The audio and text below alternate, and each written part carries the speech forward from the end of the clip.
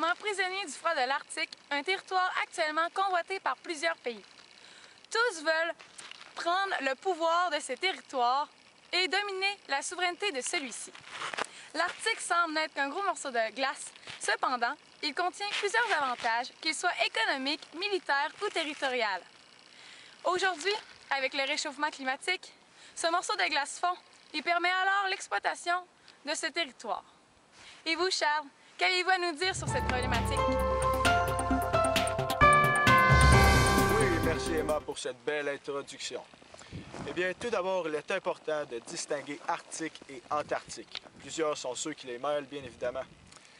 Eh bien, l'Arctique est le territoire entourant le pôle nord de la Terre, tandis que l'Antarctique est le territoire entourant le pôle sud de la Terre.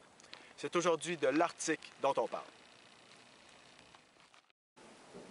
Les pays qui convoitent l'Arctique sont ceux dont les côtes sont au contact de l'océan Arctique, soit le Canada, les États-Unis, la Norvège, le Danemark, la Russie et l'Islande.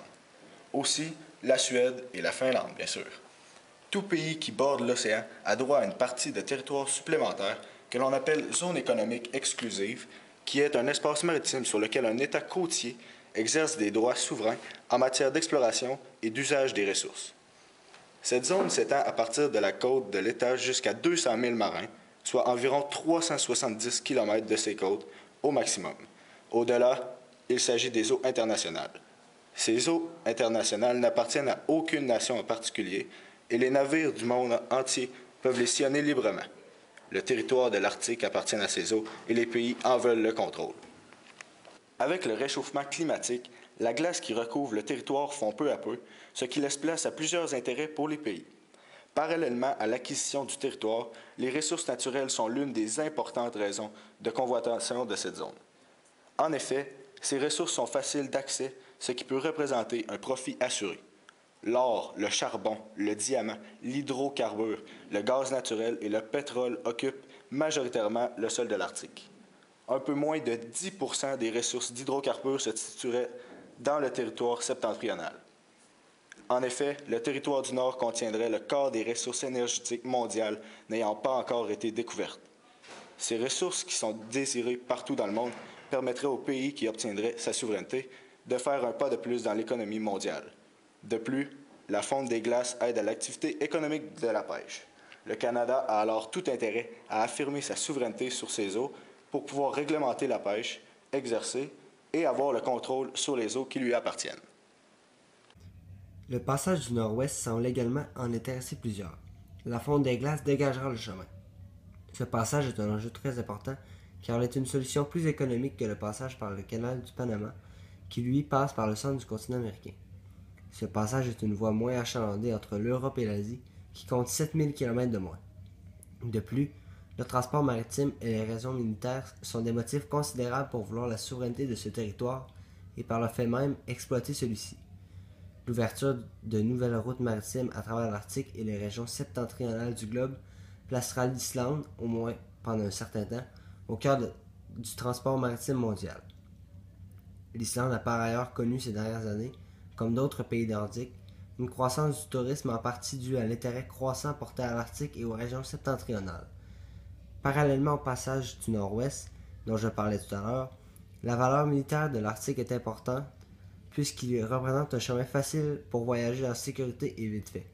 La valeur militaire de l'Arctique est évidente pour des raisons géographiques. La région se situe à la fois entre la Russie et l'Amérique du Nord et entre les États-Unis et l'Asie. Elle reste donc centrale dans le face-à-face stratégique entre Washington et Moscou. La Russie a d'ailleurs repris ses patrouilles stratégiques aériennes en 2007 et maritimes en 2008 dans l'Arctique. Mais la région est et sera de plus en plus importante dans la gestion par les États-Unis des menaces potentielles venant d'Asie en créant des bases antimissiles en Arctique et pour l'intervention rapide des forces américaines dans la région. Pour l'aviation américaine, l'Arctique constitue ainsi une base très précieuse pour d'éventuelles opérations aériennes majeures en Asie. La distance vers la Chine, le Japon et la Corée du Sud est inférieure à ce qu'elle est depuis la côte ouest des États-Unis. Le Canada a aussi mis fin à toute coopération militaire avec la Russie et il a exercé des pressions pour que celui-ci ne fasse plus partie du G8. M. Harper a même décrit la Russie comme une menace pour la paix.